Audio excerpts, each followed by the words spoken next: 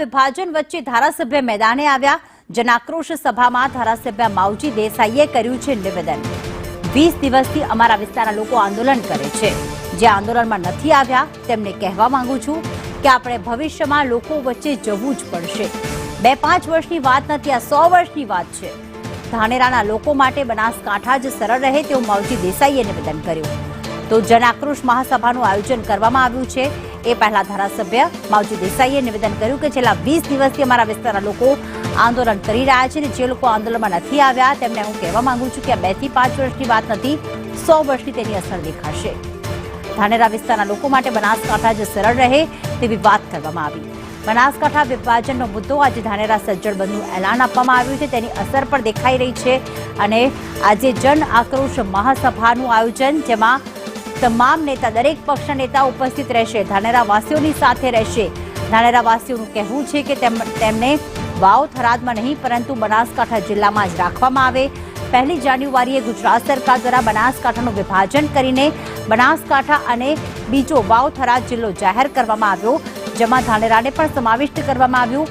પણ ધાનેરાના લોકો છેલ્લા 20 દિવસથી આક્રોશ વ્યક્ત કરી રહ્યા છે કે તેમને બનાસકાંઠામાં જ રાખવામાં આવે, બનાસકાંઠાથી જ તેમનું કામ થઈ રહ્યું છે અને હજી પણ તેમની માંગ સ્વીકારવામાં ન આવતા આજે એક જન આક્રોશ મહાસભાનું આયોજન કરવામાં આવ્યું છે, જેમાં અલગ અલગ સમાજના અગ્રણી સહિત રાજકીય નેતાઓ પણ ઉપસ્થિત છે। એની વચ્ચે માવજીભાઈ દેસાઈનું નિવેદન કે ધાનેરા વિસ્તારના લોકો માટે બનાસકાંઠા જ સરળ રહેશે।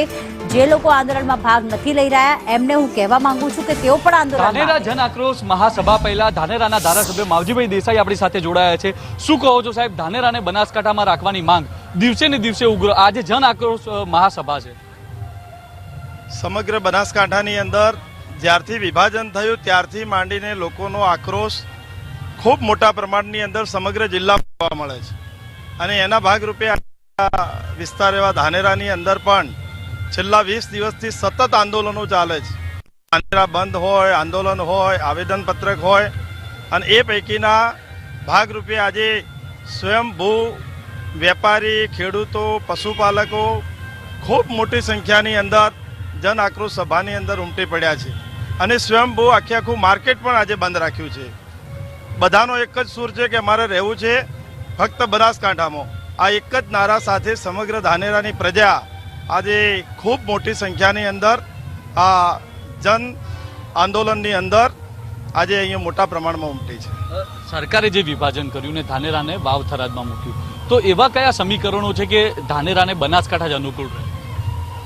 ધાનેરા એ છે નવાબી શાસનથી માંડી અને બનાસકાંઠાની અંદર પાલનપુરમાં નવાબી શાસન હતું ત્યારથી માંડીને ધાનેરાના તાણા વાણા, સામાજિક, શૈક્ષણિક અને વેપાર, ધંધો અને સગાવાલું બધું જ વર્ષોથી પાલનપુર સાથે જોડાયેલું છે। એટલે સ્વાભાવિક છે કે ધાનેરાની સર્વ સમાજ, સમગ્ર પ્રજાની ઈચ્છા પાલનપુરમાં જ હોય। આજે 100 વર્ષથી, 75 વર્ષથી જ્યારે પાલનપુર સાથે જોડાયેલું હોય અને સરકાર અચાનક અવળા માર્ગે જે અહીંથી જવા આવવા માટે વાહન વ્યવહાર પણ પૂરતો નથી।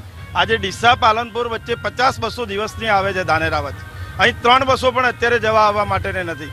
એ પરિસ્થિતિ હોય તો સ્વયંભૂ પ્રજા અને પ્રજાને અત્યારે દિવસે દિવસે આની અવેરનેસ આવે છે કે ખરેખર આ કરવાથી પરિસ્થિતિ શું બનશે। એટલે આજે તો સમગ્ર ગામડાઓની અંદર એક ગામની અંદર ગામ આંદોલન ઉપડ્યું છે। કોઈ પણ રાજકીય પાર્ટી કે રાજકીય પક્ષાપક્ષીથી દૂર જઈ અને ધાનેરાની પ્રજા મક્કમ મનોબળ સાથે ધાનેરા બનાસકાંઠાની અંદર રહેવા માટે સજ્જ છે। આજે આંદોલન છે, આંદોલનમાં માવજીભાઈ જે અપક્ષમાંથી ચૂંટાયા હતા, તો સાથે જ કોંગ્રેસ અને ભાજપમાંથી ચૂંટાયેલા પૂર્વ ધારાસભ્યો પણ આજે રાજકીય નેતાઓ જે છે એક મંચ પર જોવા મળી રહ્યા છે। જે આગેવાનો નથી આવ્યા એમને માવજીભાઈ શું સંદેશ આપવા માંગે?